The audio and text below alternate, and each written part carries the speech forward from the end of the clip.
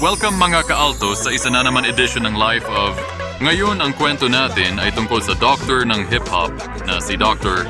Dre, isang batikang musikero ay ipinanganak sa Compton, California noong Pebrero 18, 1965.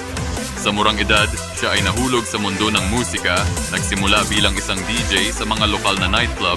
Dito, natutunan niya ang iba't ibang estilo ng musika na naging pundasyon ng kanyang karera. Noong dekada 80, siya ay naging bahagi ng grupong NWA na nagbigay din sa gangster rap. Ang kanilang album na Straight Outta Compton ay hindi lamang umani ng tagumpay, kundi naging simbolo ng sosyal na realidad sa Amerika. Ang pagkakaroon nila ng prangka at masigasig na mensahe ay nagbigay daan sa iba pang artists na ipahayag ang kanilang sariling kwento.